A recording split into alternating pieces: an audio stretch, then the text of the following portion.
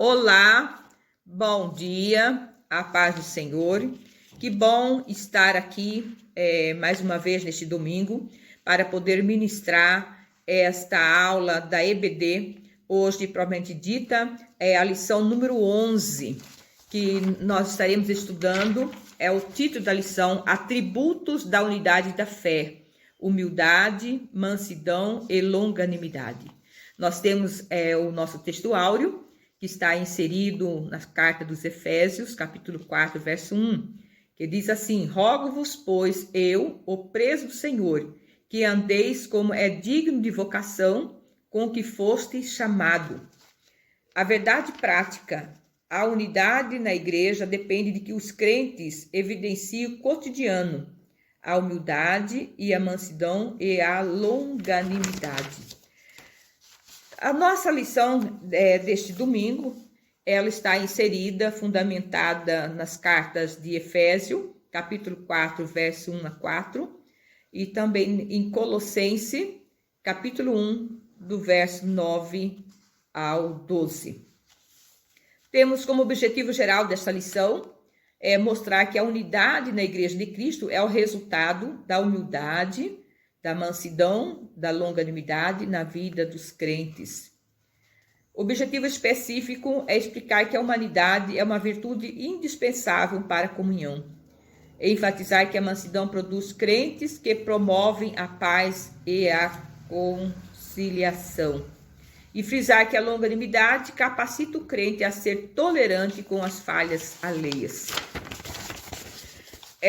Nessa lição, nós temos aí o apóstolo Paulo trazendo para nós um ensino de como nós comportarmos segundo, como cidadão do reino dos céus, como o verdadeiro cristão do Evangelho de nosso Senhor Jesus Cristo.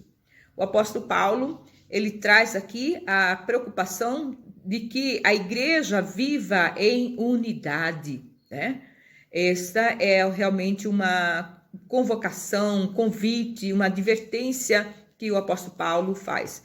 Eu vejo que a carta dos Efésios é como se um pastor tivesse dando norte, né, orientando a igreja de como proceder, a questão do cuidado da igreja, né, como permanecer, como guardar realmente aquilo que aprendeu. É uma motivação, né? Então o apóstolo Paulo, ele traz essa preocupação de como nós precisamos andarmos motivados no Espírito Santo de Deus. É muito lindo a carta dos Efésios, né?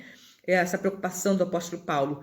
Agora, vejamos, não tem como esta igreja viver em unidade em Cristo se nós não tivermos os dons, o fruto do Espírito Santo de Deus impregnado, arraigado em nosso coração, em nossa vida.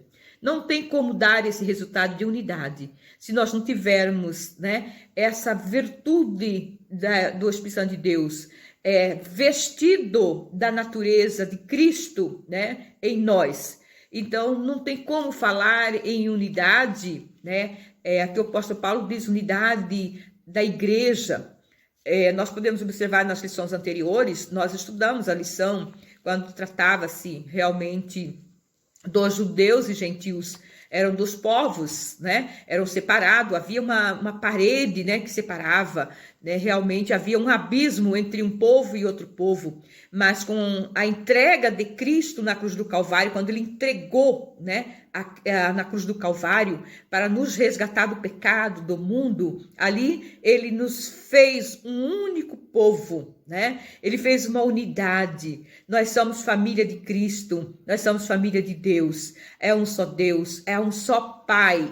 É por isso que nós tratamos uns aos outros na igreja como irmãos. Nós falamos irmãos, irmãs. Por quê? Pertencemos a uma única família, é a família de Deus. E temos um único Pai, que é o nosso Deus poderoso, é o nosso Pai. É Ele que cuida de nós. Então, somos uma unidade. Não podemos andarmos em divisão, mas precisamos realmente guardar, precisamos exercitar, sabe, essa questão realmente de vivermos em unidade. O apóstolo Paulo, ele traz nessa carta uma advertência, né? De como eu tenho que proceder, de como eu tenho que andar. Andar com dignidade, de conformidade com aquilo que o Senhor me chamou, me elegeu. Deus nos chamou, Deus nos elegeu, né? É como povo seu. E a partir daí, eu tenho a obrigatoriedade, a responsabilidade de zelar, né? Por essa qualidade de cristão realmente que hoje, né, eu sou. Eu represento a Cristo. O povo de Deus representa a Cristo nesta terra. E como nós, o povo de Cristo, representa Ele aqui na terra, nós precisamos ter implícito em nós a qualidade, o fruto do Espírito de Deus, a natureza de Cristo em nossa vida. Precisamos dar testemunho de Cristo. Eu vejo que nesta carta do apóstolo Paulo, ele traz o evangelho na prática. É o evangelho de Jesus Cristo na prática. Aqui não é teoria, é muito bonito falar, é muito bonito ouvir, mas aqui o apóstolo Paulo está nos advertindo, nos convidando a praticar, aleluia, o amor, a mansidão, a longanimidade, a benignidade, a paz com o nosso próximo. E o maior mandamento de Cristo é o amor. Podemos observar que lá em Efésios 4, versículo 2, 3, diz assim: procurando guardar a unidade do Espírito pelo vínculo da paz. É em paz, é em harmonia, é em união. É isso que o apóstolo Paulo está dizendo nesta lição de hoje, né, na carta aos Efésios. Como diz o apóstolo Paulo, não mais vivo eu, mas Cristo vive em mim. Porque agora nós somos um novo ser, um novo homem, né? Revestido da natureza de Cristo. Em Gálatas, capítulo 20, né? Capítulo 2, verso 20, diz: não mais vivo eu, mas Cristo vive em mim. Não mais vivo eu, mas Cristo vive em mim. E se verdadeiramente Cristo vive em nós, é o que o apóstolo Paulo diz. Agora, mostrai na prática, nas atitudes, nas ações, né? O amor, a misericórdia, a longanimidade, e viva em unidade, né? Entre uns e outros, suportando, né? Um e outros. Então, podemos dizer, por exemplo, que neste caso o apóstolo Paulo, ele enfatiza a necessidade de vivermos em unidade, né? Um só Deus, um só Senhor, né? Então, Paulo, ele trata das virtudes fundamentais, né? Da natureza de Cristo, que é o fruto do Espírito Santo. Lá em Gálatas 5, 19 e 23, ele vai falar ali sobre os frutos, né? Que é o amor, a mansidão, a paz, a longanimidade, a benignidade, a perseverança, o domínio próprio, né? Ele vai estar ali elencando sobre as características, né? A natureza de Jesus Cristo. E o apóstolo Paulo nos adverte a viver na vida digna e perfeita, né? Realmente pautada no Evangelho de Jesus Cristo, segundo a perfeita, boa e agradável vontade de Deus. Em Gênesis capítulo 1, 27, diz assim: e criou Deus o homem à sua imagem, a imagem de Deus. Então Deus nos criou, né? A sua imagem, a imagem de Cristo, a imagem de Deus. Então precisamos dar esse testemunho que nós realmente temos em nós essa característica de Cristo, para que nós possamos apresentar como um verdadeiro cristão. Somos representantes de Deus nesta terra, né? Aleluia. Podemos ver lá em João 17, 21, né? Para que todos sejam um, assim como tu, ó Pai, és em mim e eu em ti, que também eles sejam um em nós, para que o mundo creia que ele, né, habita em nós, para que ele realmente encontre em nós. Jesus, ele é o modelo, ele é o padrão, né, para que nós possamos seguir. Nós temos aqui um exemplo, e nós podemos ver que o maior exemplo de amor que Jesus nos deu foi a sua entrega total, né, por nós. Jesus entregou-se na cruz do Calvário para morrer por nós, foi crucificado para que nós pudéssemos sermos resgatados, salvos e libertos, né? Esse é o grande amor de Deus. Ele morreu incondicionalmente, dependendo se você tem valor, se não tem valor. Ele morreu para todos, sem olhar de quem ele poderia apontar, não, isso aqui não vale a pena, isso aqui não vale a pena, não. Ele morreu por todos, para que todos tivessem acesso, né, à salvação. Nós podemos observar lá em Mateus 22, verso 37 e 39, o amor de Deus sobre todas as coisas e ao seu próximo como a si mesmo, né? Amar a Deus sobre todas as coisas, né? E amar o seu próximo como a si mesmo. Que lindo, amar o próximo como a si mesmo, é o que você deseja para você de bom, você vai desejar para o seu próximo, né? É interessante essa colocação. Nós vimos lá também em 1 João 4:20, que diz assim, o próprio Jesus disse que aquele que diz ama a Deus e não ama o próximo é mentiroso. Como que você pode dizer que você ama a Deus, né? Você ama a Deus, mas você não consegue amar o teu irmão. Você ama Deus, mas não consegue ser misericordioso com o seu irmão. Então, a Bíblia diz que somos mentirosos. Porque se amamos a Deus, precisamos amar o nosso próximo, amar o nosso irmão. Aleluia. E agora nós vamos falar sobre para haver unidade é preciso humildade. Para haver, né, unidade é preciso humildade. Nós podemos dizer que para haver a unidade, ela precisa de humildade. Mas essa humildade, ela não vem de nós. Não temos como nós termos essa humildade. Essa humildade, ela vem de Deus. Ela vem motivada, né, proporcionada pelo Espírito Santo de Deus. Então, o modo digno do viver cristão. Na carta do apóstolo Paulo aos Efésios, ele registra muitos conselhos de modo que sejamos seguidores de Jesus Cristo. Sabemos que não é fácil ser verdadeiro cristão, seguir as pisadas de Cristo, mas vemos aí como um grande desafio. É um grande desafio.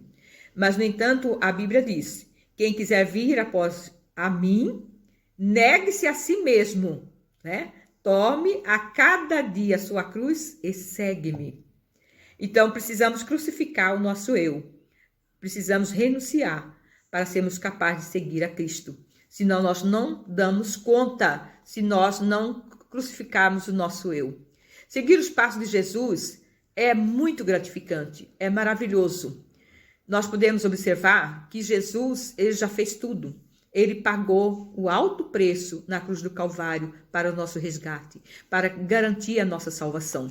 Mas faz-se necessário também, né, que nós pagamos o preço para nossa obediência a Deus, obediência à palavra de Deus, né?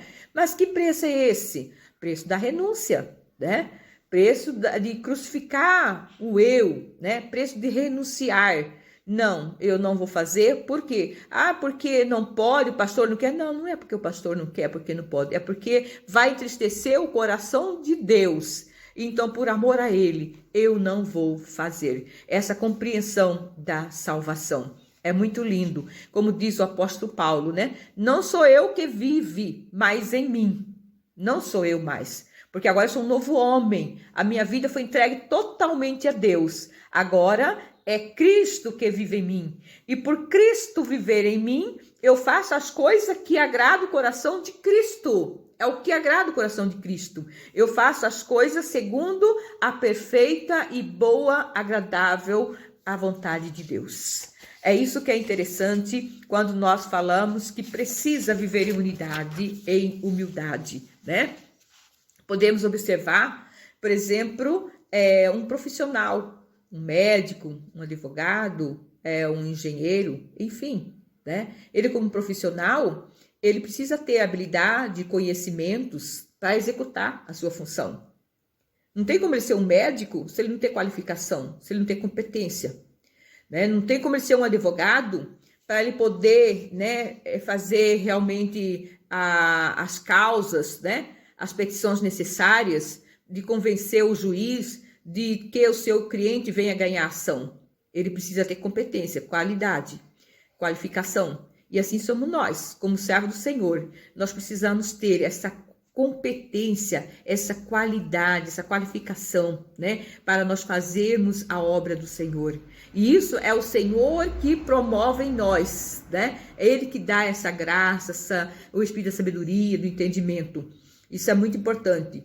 Com isso, dando testemunho através do nosso proceder, andar, falar, né? Quando a própria Bíblia diz que nós precisamos crescer na graça e no conhecimento. E quando nós conhecemos quem é Deus, como o apóstolo Paulo diz, andar como é digno, né? O evangelho do Senhor Jesus Cristo. É através do conhecimento que eu vou entender como que eu tenho que andar. Aonde está escrito, né, esse comportamento, essa dignidade está na palavra do Senhor. Andar com fidelidade, com honestidade, com simplicidade, com humildade, são as virtudes do Espírito Santo de Deus, né? É as ações. Aqui o apóstolo Paulo, ele está se referindo ao evangelho na prática. Ele está demonstrando para nós, olha, agora não é teoria não, agora é prática. Como que eu posso amar a Deus? Eu digo, eu amo Jesus, eu amo a Deus, mas eu não amo meu irmão, eu não amo o próximo. Então a Bíblia diz que é mentiroso, porque se eu amo a Deus, eu consigo amar o meu irmão, sem olhar os seus defeitos, as suas qualidades, sem olhar as diferenças, eu consigo amar porque eu amo a Deus. Com todos os defeitos, eu consigo amar. Isso é interessante. Então, nós podemos observar que a Bíblia, ela traz aí muitos registros que Jesus, ele fazia a obra evangelizando, ele tratava as pessoas de uma forma assim, demonstrando o amor na prática. Ele visitava, ele orava pelas pessoas, colocava a mão em cima das pessoas, em posição para orar pelos doentes, pelos enfermos, e ali Jesus curava os doentes. Então, o Senhor estava sempre em reunião, ademostrando, falando da palavra. Ali Jesus estava realmente na prática, o evangelho na prática. E é isso que o apóstolo Paulo está nos convidando nesta manhã, nesta lição. Em Efésios 4, capítulo 4, 32, diz: antes sede um para com os outros benignos, misericordiosos, perdoando-vos uns aos outros, como também Deus vos perdoou em Cristo. Benigno é como a mesma coisa que bondoso, né? É um atributo de Deus, é o fruto do Espírito Santo de Deus. E sabemos que Deus, na sua essência, ele é benigno, ele é bondoso, ele é amoroso. É a essência de Deus, né? É a natureza de Deus. É exatamente isso, né, que o apóstolo Paulo está dizendo. Para que eu seja benigno com o próximo, com as pessoas. O benigno aqui é questão de ser bondosa com as pessoas, recíproca com as pessoas. É poder sentir a dor da pessoa, é poder sentir a necessidade da pessoa. E o que eu posso ajudar? Para que aquela pessoa venha realmente sair daquela situação. O que eu posso fazer? Né? Então, é essa bondade, essa benignidade que o apóstolo Paulo está dizendo. Não feche os olhos para a necessidade do próximo. Não feche os olhos para a dor do próximo. Mas ajuda. Faz alguma coisa, faz a diferença. É para isso que nós somos chamados. É isso que Paulo está dizendo. Viver conforme digno, né? O evangelho de Jesus Cristo. É evangelho na prática. Precisamos acordar. É evangelho na prática. Aleluia. Deus é maravilhoso. Evidentemente, nós podemos dizer que quem tem o Espírito Santo de Deus na vida, no seu coração, ele tem essa atitude de amor, de mansidão, de longanimidade, né? Porque tem Cristo no coração. Vale ressaltar que a maior prova de habilidade, bondade, amor e misericórdia é a entrega de Cristo na cruz do Calvário, quando Cristo fez, né? Esse ato. Jesus, ele deu uma prova maior de amor, de misericórdia, de humildade. Ele doou a sua vida por nós, sem querer saber quem éramos, mas ele queria nos resgatar daquela situação. Ele queria trazer uma libertação, ele queria trazer a salvação, aleluia, à humanidade. Então, necessário se faz nós exercitarmos essa virtude no nosso dia a dia com o nosso próximo, na nossa vida cotidiana. E daí eu pergunto, mas pergunta para a nossa reflexão: será que temos sido bondoso com o próximo? Temos estendido as nossas mãos aos necessitados? O que temos feito? Fazemos o bem somente para as pessoas que nos fazem o bem? Aquela que nós amamos, aquela que nós gostamos? Fazemos o bem somente para elas? Ou fazemos o bem para as pessoas que nós nem conhecemos? Ou talvez para os nossos inimigos? Isso é importante nós frisarmos e perceber que nós precisamos mudar a nossa visão do Evangelho genuíno de Jesus Cristo. A conduta cristã, o comportamento, o caráter do verdadeiro servo de Deus, comportar-se de conformidade com a vontade de Deus, como cidadão do reino dos céus. Isso que é interessante, é nós sairmos da teoria, mas colocarmos em prática. Quando as pessoas vão para a igreja, elas vão porque elas estão, às vezes, coração dilacerado, coração arrebentado, vida estragada, deteriorada. Elas vão atrás de um apoio, de um abrigo, de um abraço, de uma palavra, de um consolo. E aí o apóstolo Paulo diz: deve viver conforme digno, né, do Evangelho de Jesus Cristo. É abraçar, né, é vestir, é dar de comer, é acompanhar, é cuidar e ver o que eu posso fazer. Aquele momento das quatro paredes, ela ouve a palavra entra no coração, ela chora, ela se arrepende e às vezes até entrega a sua vida a Cristo. Mas e agora? Quem vai acompanhar os passos? Quem vai procurar conhecê-la? Quem é a pessoa? Qual é o seu problema? Qual é a sua necessidade? Qual é a dor do seu coração? Para poder estar com ela, abraçando, apoiando, né? Cantando os louvores, orando junto. É esse evangelho que o apóstolo Paulo está falando. É o evangelho genuíno de Jesus Cristo. É o amor pelas vidas, é compaixão pelas vidas. Ter misericórdia, ter compaixão. Olhar e poder, eu posso ajudar, eu vou fazer. Eu vou orar pela pessoa, eu vou visitar essa pessoa, eu vou levar realmente um remédio, uma comida para aquela pessoa, porque precisa fazer também a parte social. Existe a parte espiritual, mas precisa também da parte social.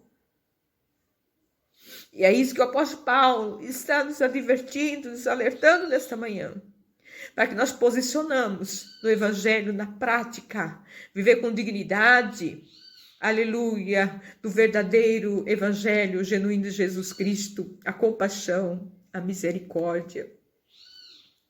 Aleluia. Cristo Jesus, ele demonstra a humildade no seu dia a dia, na convivência com seus discípulos. Nós podemos observar aqui que Jesus, ele lavou os pés dos discípulos.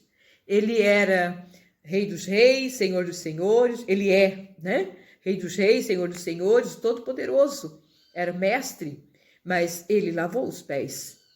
E ele estava dizendo, naquela atitude dele, naquela ação, ele está dizendo, uns precisam ajudar os outros, uns precisam compartilhar com a necessidade dos outros. Ele estava falando ali por uma parábola. demonstrando que todos precisavam preocupar com o outro, a questão da valorização do próximo, valorizar o próximo. É isso que Jesus estava dizendo, o quanto é importante nós demonstrarmos a valorização que o próximo tem para Cristo, para nós. Aleluia. Jesus deu grande exemplo, ele sendo mestre, ele sendo Senhor. Aleluia.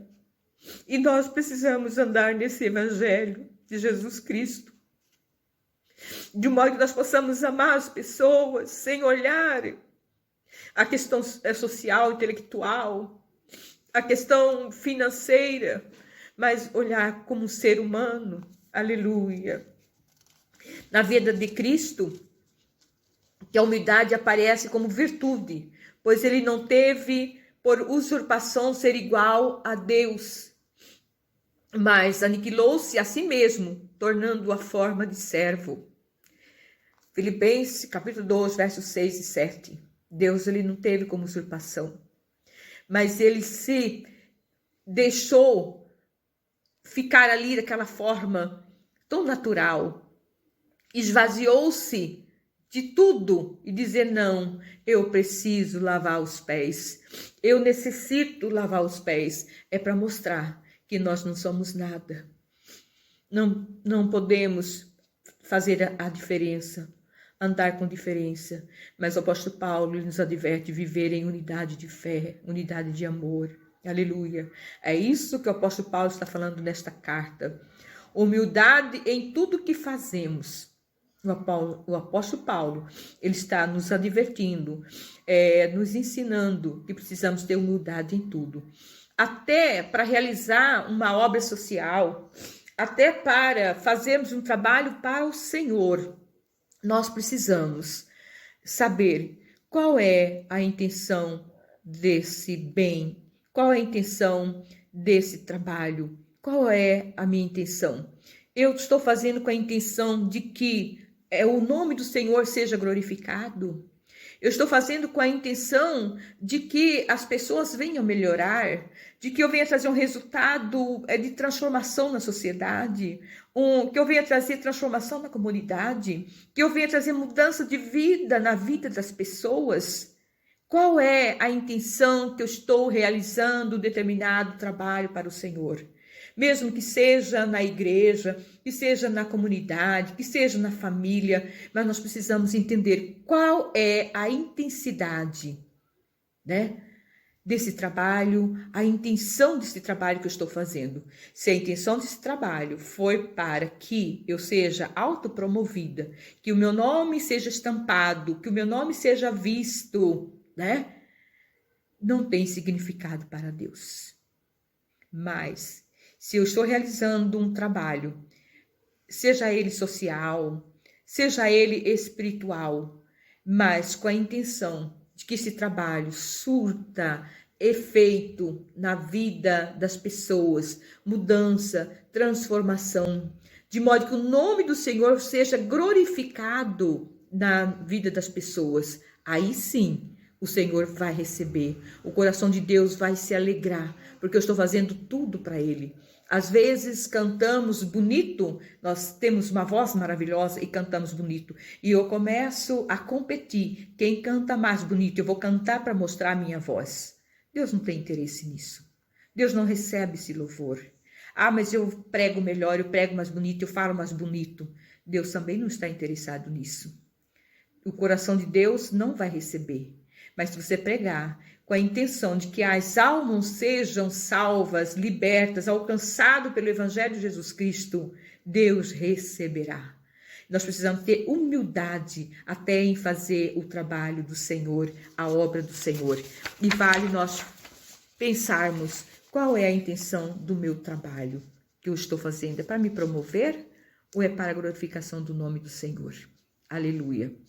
Filipenses, capítulo 12, verso 6, diz assim, que sendo em forma de Deus, não teve por usurpação ser igual a Deus. Ele esvaziou-se, né?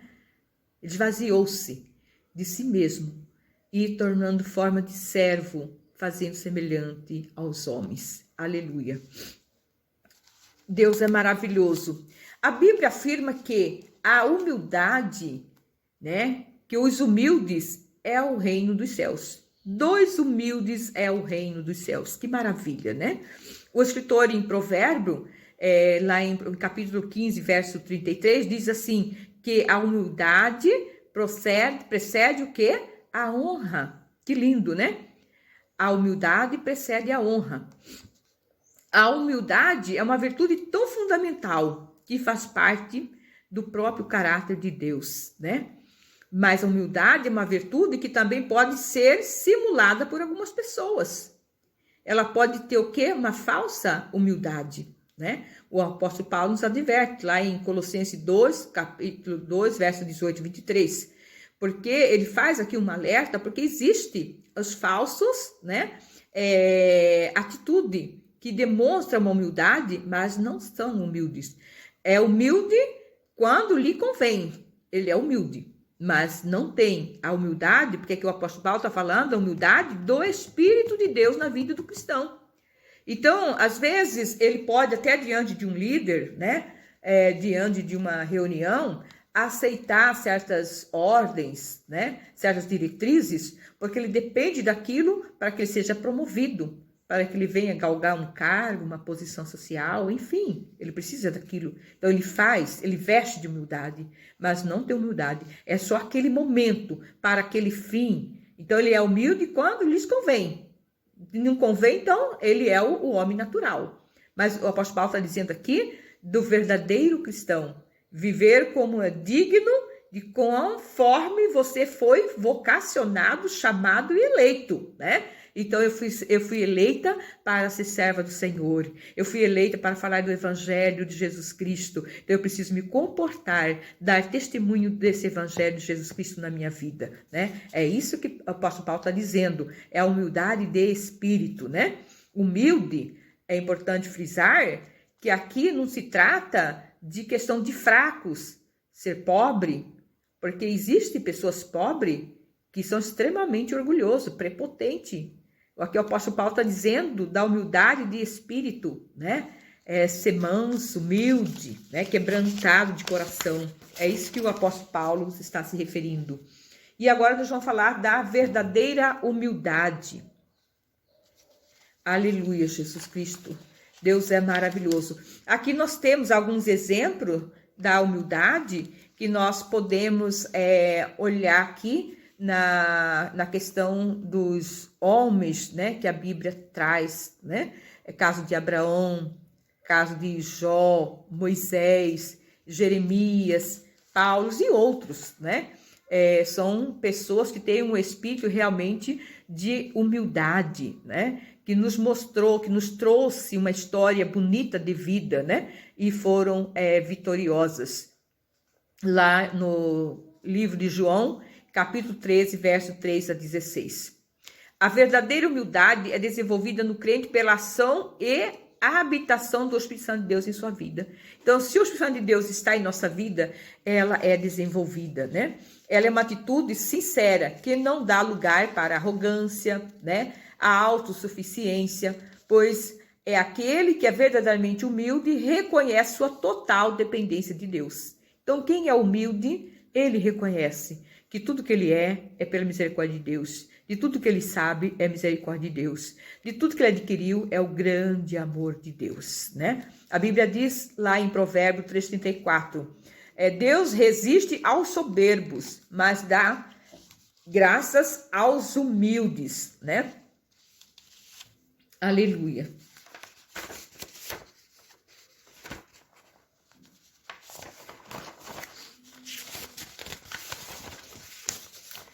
Mansidão. Nós vamos falar da mansidão.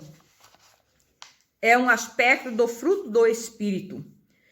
Nós temos que Jesus, ele é o nosso padrão, é o nosso modelo de vida, né? Tudo que nós fazemos, nós olhamos realmente em Cristo Jesus, né? E aqui ele vai falar sobre a mansidão. A mansidão, ela também é uma qualidade de Cristo, né? É o fruto do Espírito. Essa mansidão não é uma coisa natural nossa, né? Ela não vem de berço, essa disposição que recebemos, Mas a mansidão, ela é motivada, é operada pelo Espírito Santo de Deus. É um atributo da natureza de Cristo, né? Então, a palavra mansidão, ela transmite aqui a questão da ternura, gentileza, ela traz aqui a questão de cortesia, né? Ser pacífico, ser paciente. Nós podemos ver lá em 1 Coríntios, capítulo 4, verso 21, 2 Coríntios 10, 1, 2 Timóteo, capítulo 12, verso 25. Portanto, a mansidão é um estado que deriva da humildade. O termo indica moderação nas ações. É tardio em responder, cauteloso, prudente, né? Às vezes, essa mansidão, alguém pensa que a pessoa é fraco, não sabe tomar decisão. Não, mas é porque ele sabe esperar para o momento certo, né? Há muita diferença. Em Mateus 11, verso 29, tomai sobre vós o meu jugo e aprendei de mim, que sou manso e humilde de coração. E encontrareis descanso para as vossas almas. Exemplo que nós temos aqui, Jesus encontra com dois personagens, com dois homens. Um, ele julga ser muito correto, perfeito, né? Sem nenhum defeito. Então, ele faz uma oração em voz alta e daí ele começa a demonstrar a sua qualidade. Mas Jesus depara com outro personagem. E aquele personagem, ele chega até Jesus e fala, Senhor, me perdoa. Tem misericórdia de mim. Eu preciso de perdão. Eu preciso de ti. E quando ele pede o perdão para Deus, Deus diz assim, está perdoado. Olha que lindo, né? A humildade. Eu sou um pecador, eu sou um miserável, tem misericórdia de mim. E Jesus perdoa, e Jesus limpa, e Jesus purifica. Enquanto o outro se acha que ele é o dono da verdade, que ele é justo, que ele é correto, que ele é honesto, e está tudo bem, né? E daí ele faz aquela oração engrandecendo. Mas Jesus respondeu para o humilde, né? Está perdoado. Esse é o exemplo da mansidão. Moisés foi reconhecido, né, como o homem mais manso que havia sobre a terra. Está registrado lá em Números, né, capítulo 12, verso 1 e 2. Moisés foi insultado, mas teve autocontrole. Nós podemos também ver a questão do Senhor Jesus Cristo em seu julgamento. Ele não pronunciou qualquer palavra contra seus acusadores. Ele não se defendeu. Ele permaneceu calado. Está registrado lá em Marcos, capítulo 15, verso 4 e 5. Em Mateus 5, verso 5, diz assim, bem-aventurados os mansos, porque eles herdarão a terra. E em Mateus 11, 29, conselho de Deus, aprendei de mim, que eu sou manso e humilde de coração. Como é bonito, né? Andarmos de forma digna, conformidade com o Evangelho de Jesus Cristo. É muito lindo, é muito gostoso. Mansidão foi colocada por Jesus como um dos bem-aventurança, né? Jesus colocou como uma das bem-aventuranças. Bem-aventurados mansos, porque eles herdarão a terra, né? Então, para Jesus, a mansidão é um atributo da sua própria natureza divina. Tomai sobre vós o meu jugo e aprendei de mim, que eu sou manso e humilde de coração, e acharei descanso para as vossas almas. Mateus 11, 29. A mansidão pressupõe conciliação. A mansidão pressupõe conciliação. Nesse caso, nós podemos observar que é o espírito conciliador, né? A pessoa realmente ser resiliente, ter equilíbrio, domínio próprio do Espírito Santo, ser pacificador, né? Paciente, saber lidar com os conflitos, né? Sabemos que nós lutamos realmente com pessoas diferentes. Nós passamos com pessoas que cada um tem, como se diz, uma cabeça, uma sentença. E dentro desse ambiente, Nós passamos por várias adversidades, por vários conflitos, mas é interessante que nós tenhamos essa resiliência, né? Que nós tenhamos esse equilíbrio, né? O domínio próprio, que é o domínio do Espírito Santo.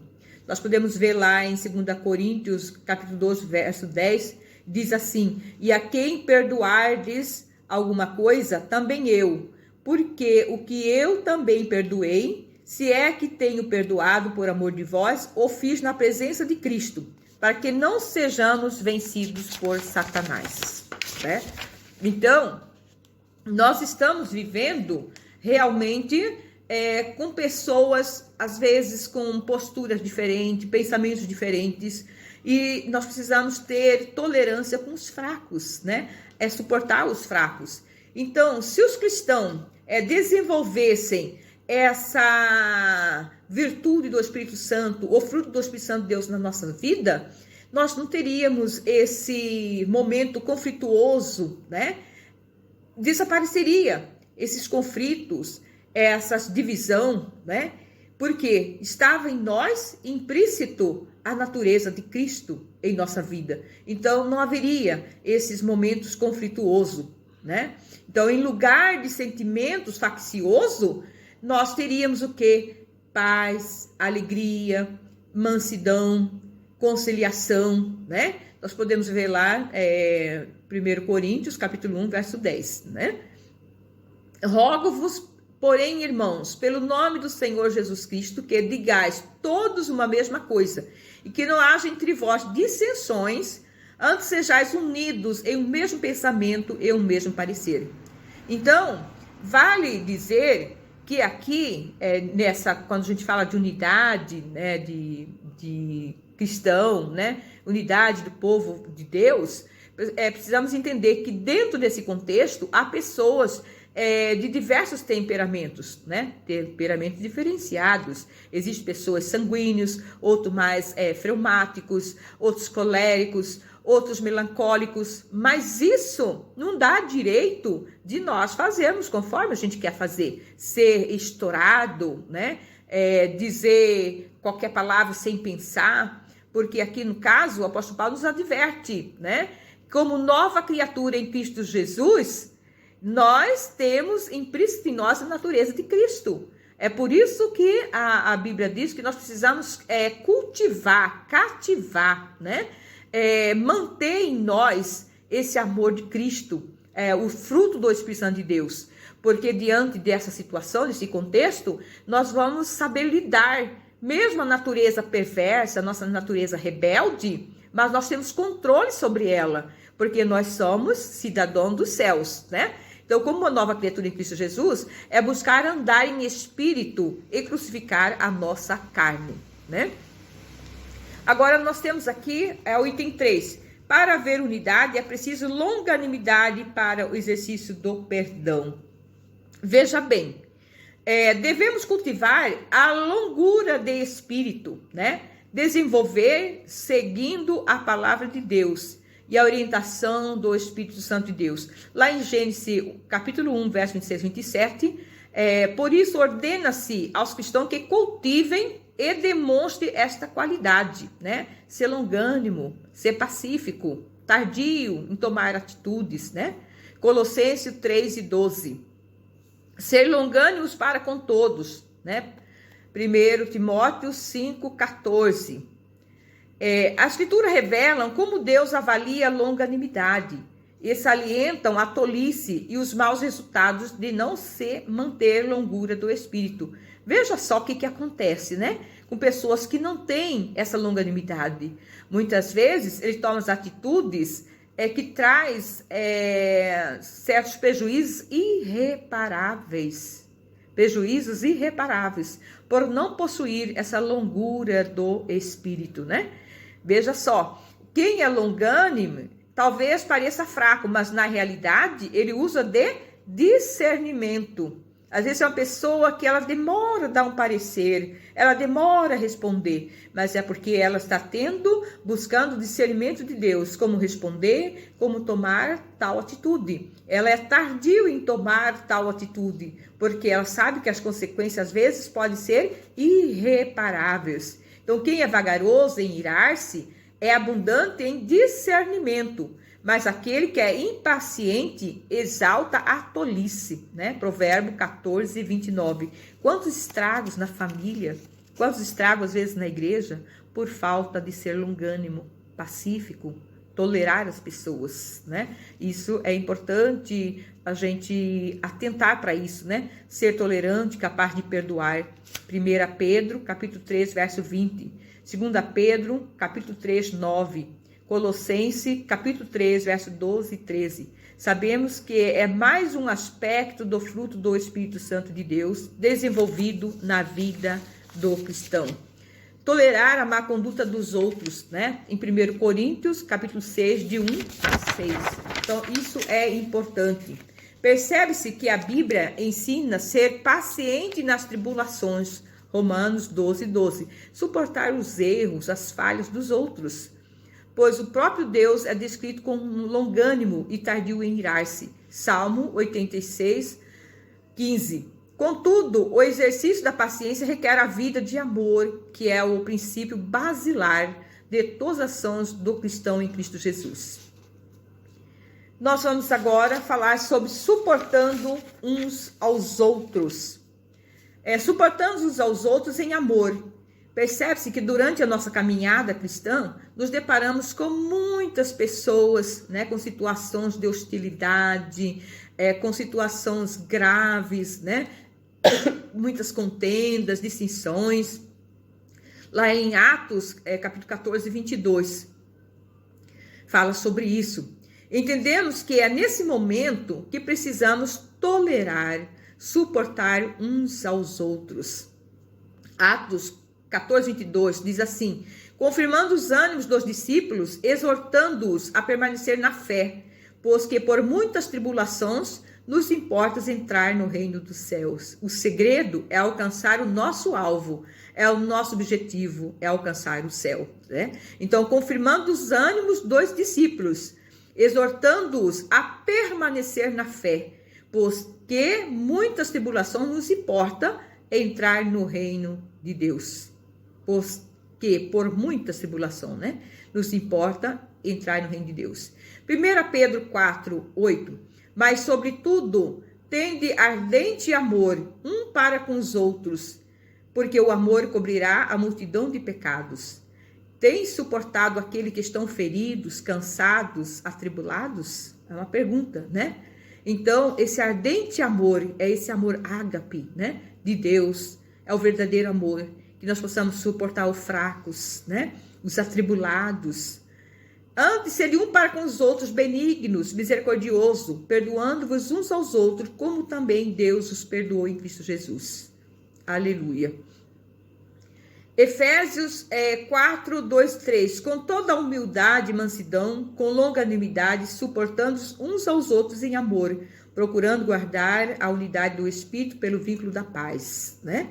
Então, nós podemos observar que na carta dos Efésios, né, a carta do apóstolo Paulo, ele fala sobre esse comportamento, essa vida digna, conforme nós fomos vocacionados, né? Que nós possamos ter esse caráter, a natureza de Cristo, né? Implícita em nós o amor, a humildade, a mansidão, a longanimidade, a unidade, a paz, a perseverança, né? O amor próprio, né? E estarmos preparados para ajudar as pessoas fracas, as pessoas que precisam realmente desse grande amor de Deus.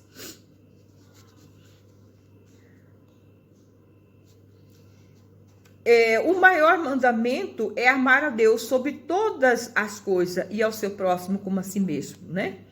Em Tiago 1, capítulo 1, verso 19, diz: portanto, meus amados irmãos, todo o homem seja pronto para ouvir, tardio para falar, tardio para se irar. Que bonito, né? E daí a gente vem com uma pergunta: o que isso tem a ver com suportar uns aos outros?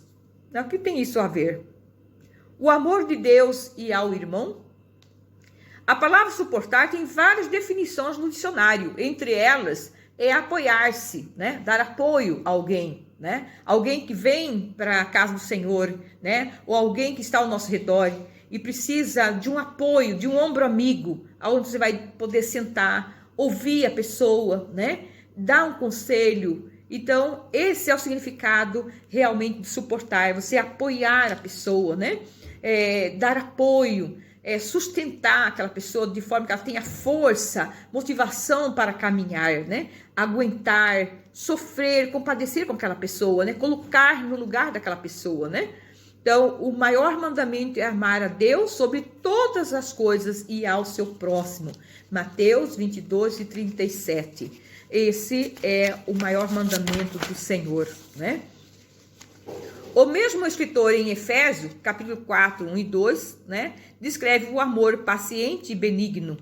Também em 1 Coríntios 13, 4. Visto ser o amor ao próximo que motiva o cristão a tolerar, tornar-se impossível praticar ou suportando-vos seu exercício da paciência e da habilidade. Seu exercício da paciência e da habilidade, o amor, é impossível suportar, né? Mas o apóstolo Paulo, inclusive, roga aos cristãos em Coríntios para que o suportar mais em sua loucura, referindo-se ao zelo que tinha por eles, né? 2 Coríntios, capítulo 11, verso 1 e 2. Assim, admitir com humildade a imperfeição possibilita-o a suportar, assim como deseja ser suportado. O perdão com premissa do amor. O amor é um atributo divino. E aqui nós vamos falar sobre o perdão. Lá em 1 João 4, 8 diz assim: aquele que não ama não conhece a Deus, porque Deus é amor. Então, aquele que não ama não conhece a Deus, porque Deus é amor. Em Gálatas 5:22, mas o fruto do Espírito é o amor, gozo, paz, longanimidade, benignidade, bondade, fé, mansidão, temperança. Vê-se que a tolerância entre irmãos em Cristo deve ser mútua, isto é, amando ardentemente uns aos outros, com o coração puro. 1 Pedro, capítulo 1, 22. Perdoar assim como Deus nos perdoou. É interessante a questão do perdão, porque muitas das vezes nós precisamos perdoar alguém e às vezes nós achamos que aquela pessoa não merece o nosso perdão. Mas nesse caso, não depende dela merecer ou não merecer. Nós precisamos ser capazes, exercitar a perdoar. Então não importa, ela merece? Talvez não. Nós precisamos perdoar. Porque aí o problema é a pessoa com Deus, mas nós perdoamos. A palavra diz que nós precisamos perdoar 70 vezes 7 por dia. Então, a ordem de Deus para nós é perdoar, é capaz de perdoar. Então, precisamos exercitar dia após dia esta qualidade divina, né? Que é amar o próximo, ser paciente, longânimo, perdoar uns aos outros, tolerando as fraquezas, né? Suportando. Mas não queira guardar em nós esse ressentimento no nosso coração, da mágoa, do ódio, mas que nós possamos tirar esse lixo de dentro do nosso coração, porque é um lixo que fica impregnado em nós. Toda vez que aquela pessoa passa, vem aquela cena de novo, sabe? Toda vez que a gente vê, aquelas luzes acendem dentro de novo. Então, aquilo vai remoendo, vai corroendo a nossa alma, o nosso coração. Isso nos traz doença, isso nos traz, às vezes, depressão, nos causa, às vezes, até a morte, doenças mortal. Então, nós precisamos aprender a exercitar o perdão, a perdoar 70 vezes 7, para que nós não sejamos corroídos com essa doença maldita, com esse veneno, né? Destruir a nossa paz, roubar a nossa paz, roubar a nossa comunhão com Deus. Não tem como nós termos comunhão com Deus se nós temos ódio, mágoa de alguém. Nós precisamos ser capazes de liberar. E o nosso coração deve ter somente a presença do Pai, do Filho e do Espírito Santo. E se nosso coração tiver a presença do Pai, do Espírito Santo de Deus, então nós temos aí o fruto do Espírito Santo de Deus. E nós temos toda essa qualidade motivada, proporcionada pelo Espírito Santo de Deus.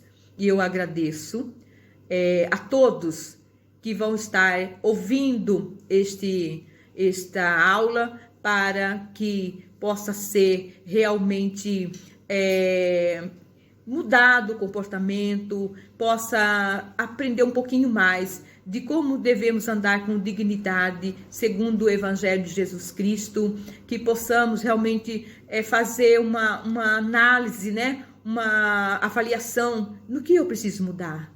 Deus, ajuda a entender o que eu preciso mudar, para que essas virtudes do Espírito Santo de Deus, ela esteja presente na prática na minha vida.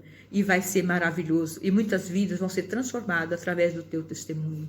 Eu agradeço, tenha um bom domingo na paz do Senhor.